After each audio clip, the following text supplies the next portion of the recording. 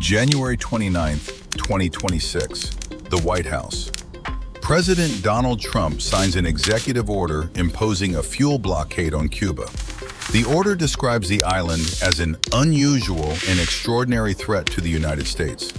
Within weeks, the Cuban economy begins to buckle. Fuel shipments stop, power grids collapse, hospitals lose electricity for more than 20 hours a day. The blockade is not a new policy, it is an escalation. Trump had already intensified sanctions after the January capture of Venezuelan President Nicolas Maduro.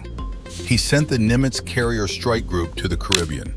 He relisted Cuba as a state sponsor of terrorism.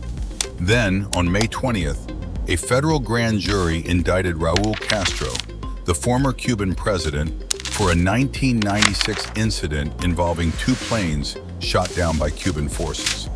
Trump told reporters there would be no escalation, but he also hinted that Cuba would be the next target after the Iran war. The humanitarian toll has been devastating. The UN High Commissioner for Human Rights warned that children are dying because doctors lack essential medicines. Infant mortality has doubled. Childhood cancer survival rates have dropped from 85% to 65% since the fuel restrictions were imposed. More than 100,000 patients are waiting for surgeries. Over 5,000 of them are cancer patients. Nearly 12,000 are children. The public health sector has lost $288 million between 2024 and 2025 alone. The fuel crisis has also disrupted food distribution. 170 containers of essential goods worth $6.3 million remain undistributed across Cuba. United Nations agencies have struggled to deliver aid due to the fuel shortage. Cuba's foreign minister called the measures a ruthless act of economic aggression.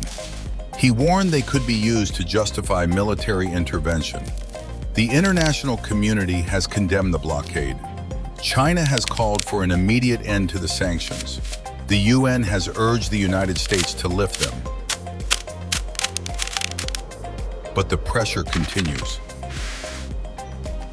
In June, the United States sanctioned 5 more Cuban state-owned entities. In July, the national power grid collapsed for the 3rd time in 2 weeks. The blockade is not just a policy, it is a siege. The children who cannot receive surgery are still waiting. The diplomatic silence has not broken.